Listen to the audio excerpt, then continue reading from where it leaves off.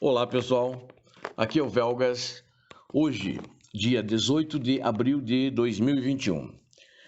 Muito tem sido dito sobre o potencial aparentemente interminável da China para invadir Taiwan. Quase tanto quanto a escalada da Rússia perto da Ucrânia, que muitos acreditam ser muito mais do que um pretexto para uma guerra futura. Por trás disto está o antigo medo de que a Rússia e a China se unam para minar os Estados Unidos. Por exemplo, as duas lançando ataques simultâneos contra aliados dos Estados Unidos, no caso Taiwan e Ucrânia, né?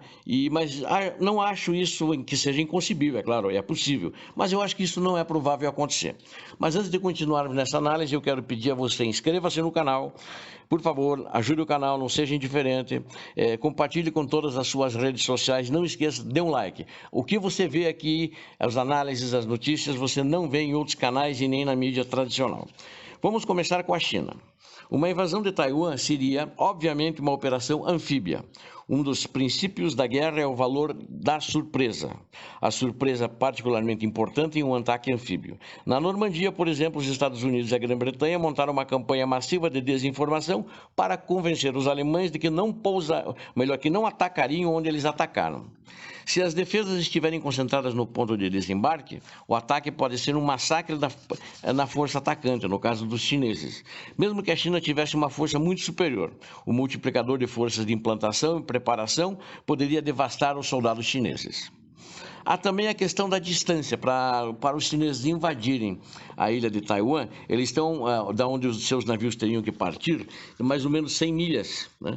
Ou seja, 160 quilômetros, ou seja, 160 quilômetros de mar entre a China e Taiwan, presumindo uma linha de ataque direto. E a força de ataque, no caso, nesse teatro de operações, ela ficará no mar por cerca de 5 horas. Isso alertaria os defensores, no caso os taiwaneses, sobre as posições planejadas da China. E a força estaria sujeita a ataques aéreos e com mísseis e ataques submarinos mais perigosos.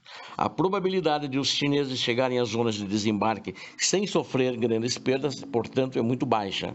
Mesmo o seu reconhecimento espacial dos Estados Unidos, vamos dizer que os chineses neutralizassem todos os satélites americanos, e eu duvido muito que isso poderia acontecer, mas vamos dizer que acontecesse, os submarinos americanos poderiam fornecer informações de alvos para mísseis americanos distribuídos globalmente. As tropas chinesas, se elas desembarcassem com sucesso e as tropas taiwanesas fossem forçadas a recuar, o suprimento e o reforço representarão um enorme problema para a China. Nesse ponto, o ponto, vamos dizer assim, seria conhecido e as rotas necessárias para reabastecer a infantaria chinesa mapeadas. No caso, a infantaria, porque seriam os fuzileiros dele que veio na frente. O reabastecimento e o reforço por aeronaves não seriam suficientes. Portanto, mesmo que o desembarque inicial fosse na praia, em Taiwan, o problema de reabastecimento para os chineses prejudicaria muito as operações. Também existe um problema político, uma invasão chinesa a Taiwan, ela iria disparar sinais de alerta entre os aliados dos Estados Unidos da América na área, alguns dos quais, como o Japão, podem ser perigosos, que tomariam partido e poderiam participar da luta, né? Claro, uma vitória da China, teria que ser uma vitória rápida, pode até reforçá-los a reconsiderar alguma aliança, o que acho difícil e impossível, né? Mas acho que cabe citar isso aqui, um acordo. A China deve vencer rápido se quiser o ataque como uma alavanca para intimidar a região. Não acredito, se houver uma invasão assim, uma vitória rápida da China. Esse é o maior problema da China. Em qualquer guerra você pode perder. Uma vitória transformaria a China em uma superpotência genuína, não imaginária, real, certo? Mas uma derrota destruiria esse sonho. Então ela não seria uma superpotência. Além disso, os Estados Unidos da América podem optar para conter uma invasão com ações simultâneas, né? Com estrangulamentos essenciais para a China, como o Estreito de Malaca, ou nos portos chineses, estrangular os portos chineses, né? Não deixando navios atracarem, se dirigirem aos portos chineses. Os chineses não poderiam controlar a resposta dos Estados Unidos, o que poderia incluir, né, ou vamos dizer, teoricamente, substituir uma estratégia de Taiwan, no caso, a tentativa de paralisar o comércio marítimo da China. Aí ferra com a China de uma vez. Isso juntamente com ações econômicas por parte da Europa, que Isso, por parte da Europa, faria qualquer coisa, menos uma vitória incrivelmente rápida. Ela não conseguiria, porque a Europa, que é um grande mercado da China, deixaria de comprar deles também, ou seja, o baque comercial é grande. Então, uma coisa está aliada à outra, que a gente não pode perder isso de vista, né? O importante também é destacar que a China não tem combate no mar, a frota da China nenhuma, né? Desde 1895. E ela iniciar sua marinha sem sangue de combate, como uma operação anfíbia contra a marinha dos Estados Unidos, pode resultar numa derrota fragorosa. Na minha avaliação, ela é difícil, né? Inclusive, vocês podem ver aqui exercícios, né, com o Japão e a Índia. A Índia também é outro aliado dos Estados Unidos. Então, a China, diante disso, é por isso que perdeu a surpresa. Então, eu acho que eles não pretendem invadir Taiwan. As ilhas alternativas são apenas aquelas ilhas artificiais, são apenas umas alternativas um pouco menos arriscadas. Então, os chineses criaram uma sensação de guerra iminente e um invasor pode tentar minimizar a guerra. Não acredito que eles vão tentar retomar Taiwan, né? Agora, vamos analisar a Rússia. A Rússia está tentando recriar a profundidade estratégica que ela tinha no tempo ainda da União Soviética, que a União Soviética entrou em colapso e ela perdeu-se com isso. Até agora ela alcançou uma posição dominante na Bielorrússia, né?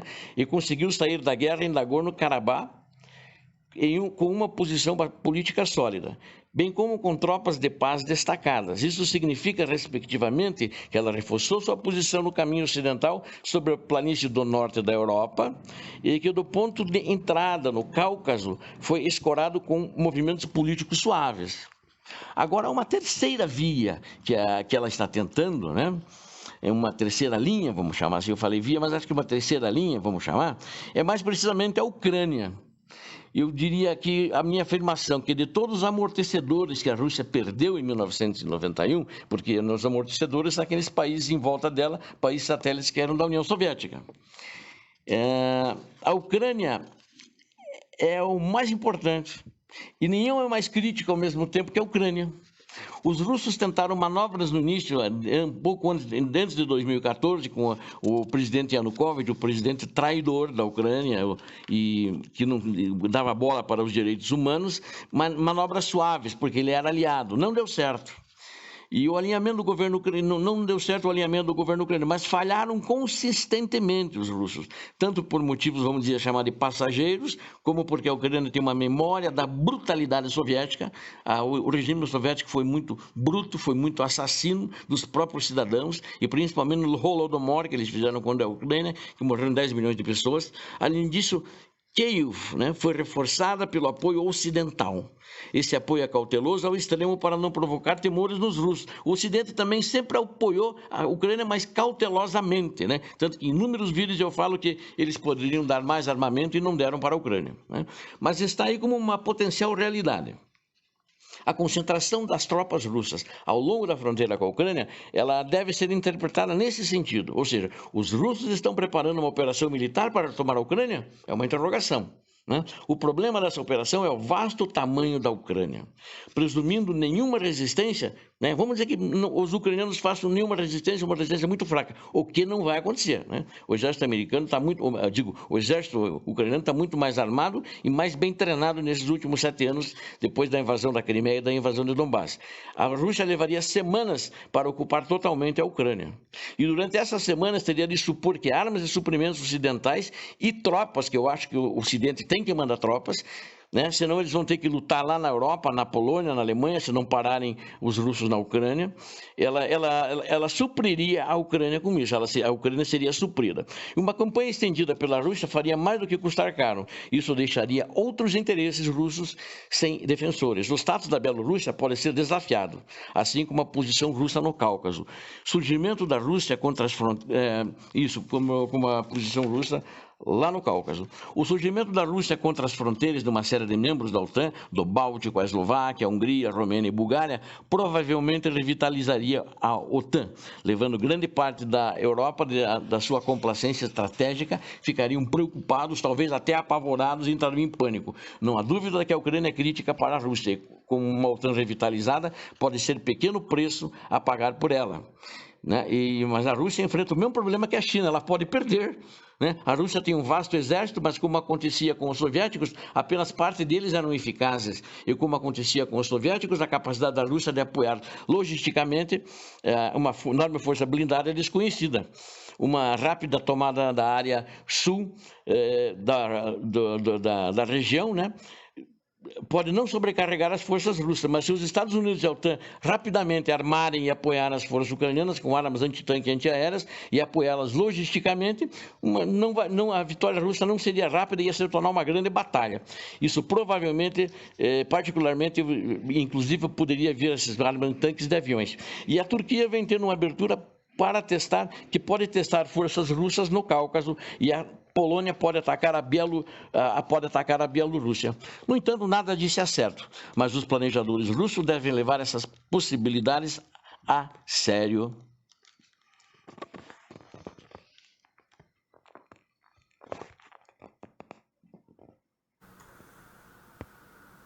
Bom, pessoal, vocês notem que os otimistas raramente ganham guerras, né? Ficam torcendo, né? Falando bem da Rússia, alguns bem dos Estados Unidos. Então estou fazendo essa análise desapaixonada, todo mundo sabe da minha posição, mas de estudar efetivamente a situação, né?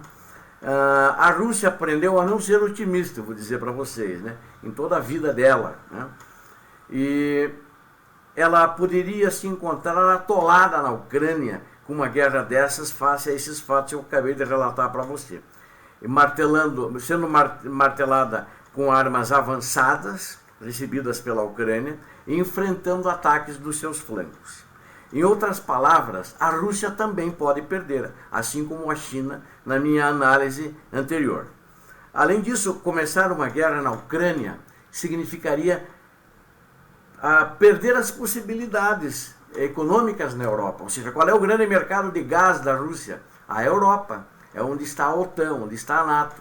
Não vão vender petróleo para o mundo também, né? Vai ficar tudo bloqueado, portos do mundo bloqueados para o mercado russo. Acredito que o presidente Putin não é tão desmiolado, não é burro, né? Eu acho que ele é um cara inteligente, né? Acho que talvez ele e o grupo dele, por algumas pressões, eles sejam um pouco explosivos por causa disso que estão fazendo essas ameaças na fronteira da Ucrânia. Agora, mas então é possível uma guerra? Não, uma guerra é possível. Sem dúvida nenhuma, uma guerra é possível. A Rússia já usou exercícios militares para a cobertura de uma guerra. Onde? Na Geórgia, né? Alguns 5, 6 anos atrás ela fez isso. Não, antes da Ucrânia, mas entre 8 a 10 anos atrás ela fez isso na Geórgia, né? E pegou a Ossétia do Sul e a Abcásia, onde estão até hoje lá, né? A Ucrânia, no entanto, é muito diferente da Geórgia, porque a Geórgia é um país pequeno e a Ucrânia é muito grande, né? E aí as forças delas já têm tido treinamento com arma dos Estados Unidos, que inclusive algumas armas avançadas que não foram entregues. Mas se começar conflitos, certamente os ucranianos vão receber esse armamento e essas munições. Agora vem a grande pergunta que do título lá, o Xi Jinping e o Putin, né, vão ganhar essa guerra dos Estados Unidos? Eles vão fazer essa guerra? É possível? Olha, eu acho que superficialmente dá para dizer que pode existir essa possibilidade. Agora, na prática, quero frisar isso bem, na prática não teria e teria pouco efeito. Vamos dizer que haja essa guerra. Rússia e China se unam contra os Estados Unidos. Uma guerra com a China seria uma guerra naval, lá no Mar do Sul, no Mar da China, naquela região, lá perto de Taiwan, né? E uma guerra com a Rússia seria uma guerra terrestre, né? Toda aquela parte da Europa, da Ucrânia para frente. Então, acho que não haveria disputa por tropas entre regiões, né? Apenas entre a China e a Rússia, e muito difícil pela distância em que eles se encontram, né? Uma vai estar brigando no mar e outra vai estar brigando em terra, né? E essas guerras, se as duas fossem extensas, o que é duvidoso, né? Então é muito complicado. Os dois em guerra com os Estados Unidos, no centro, não alcançariam uma diluição de forças. Nem a Rússia ou a China poderiam apoiar um ao outro, né? Então, A Rússia não pode fornecer um apoio naval significativo para a China. E a China não pode sustentar forças terrestres significativas a uma distância tão grande. Vocês devem talvez ter notado, vejam de novo aqueles mapas em que eu começo a apresentação desse vídeo. Então, as coisas iam acontecer muito a longa distância. Então, é muito difícil de uma coisa sustentar a outra. E uma aliança para lançar uma guerra juntos, é claro, deixaria os Estados Unidos preocupados, talvez houvesse muito pânico, né? Mas eu diria o seguinte: os Estados Unidos são bons para mobilizar o público deles e o pessoal deles para a guerra quando eles estão, vamos dizer assim, sob pressão e quando estão em pânico. Portanto, na minha opinião, a probabilidade de guerra, ainda mais de uma guerra coordenada, é muito baixa. Nem a China e nem a Rússia estão desesperadas a ponto de arriscar uma derrota. Eles têm o risco da derrota. Aquele ufanismo, não, a Rússia vai esmagar a Ucrânia e vai entrar na Europa. A China vai esmagar Taiwan. Não é assim. Pode ganhar, né? Mas acho difícil. Iam ter muitas baixas, muitas perdas e uma derrota. Iam ficar mais pobres porque os mercados mundiais iriam se fechar em apoio às tropas da OTAN e em apoio às tropas americanas e de outros países que não estão na OTAN, né? Como o Japão, como a Índia, né? Etc. Então, seria um grande problema para eles, né? E além, uma derrota, e seria uma guerra longa, e seria uma guerra sangrenta. Eu acho que hoje ninguém quer arriscar isso, né? Em guerra nuclear, então, não vamos nem falar, né? Porque a destruição de um significa a destruição de outro, ou seja, seria voltar à Idade da Pedra, e também ninguém quer isso. Tudo isso é dissuasão. Então, na realidade, eu diria para você o seguinte: apesar das ameaças da Rússia na fronteira, apesar dos movimentos da China perto de Taiwan, eles acabam agindo como se não quisessem a guerra. Estão apenas fazendo um teatro, né, para representar e ter algum poder de pressão, de dissuasão, para conseguir algumas coisas na mesa de negociações, né? Então, rapidamente, eu quero, por exemplo, o presidente Biden, na quinta-feira agora, fez sanções, entre as quais expulsou 10 diplomatas russos, né? Bom, a Rússia hoje anunciou a expulsão de 10 diplomatas americanos. Mas hoje também a Tchecoslováquia expulsou 18 diplomatas russos, né? Então, e vão acabar negociando, mas a Rússia já mandou avisar hoje. Ontem ela disse que não queria negociar. Hoje ela disse que, depois que ela fez as sanções, ela disse: existe possibilidade de a gente sentar e negociar. Eu acho que a tendência é sentar e negociar. É para a diplomacia funcionar, né? Isso que é importante. Ou seja, não vai haver uma guerra entre os 3 países mais bem armados do mundo, né? Eu diria, e entre os 2 também, além de bem armados, como China e Estados Unidos, as maiores potências econômicas, também não vai haver. Vai continuar essa pressão, vai continuar essa guerra comercial. Nessa última parte não citei a Rússia, porque a Rússia não é uma potência econômica, ela só é uma potência militar, eu diria, mais regional, Europa, e quer ser mundial, com tropas gastando dinheiro que não deveria estar gastando, porque seu povo passa necessidades lá na Síria, longe dela, e nem com os vizinhos. Gasta muito dinheiro na Ucrânia, gasta muito dinheiro na Geórgia, gasta muito dinheiro na Moldávia, gasta muito dinheiro lá entre Armênia e Azerbaijão, etc. Meus amigos, obrigado a vocês que assistiram o vídeo, obrigado a quem é inscrito no canal. Eu quero mais uma vez apelar: se você não for inscrito no canal, inscreva-se, compartilhe nas suas redes sociais, peça para os seus amigos, aos seus familiares que inscrevam-se. Preciso que vocês se inscrevam no canal, é muito importante. Deem seu like, também é muito importante para o canal. Obrigado a todos, paz e bem.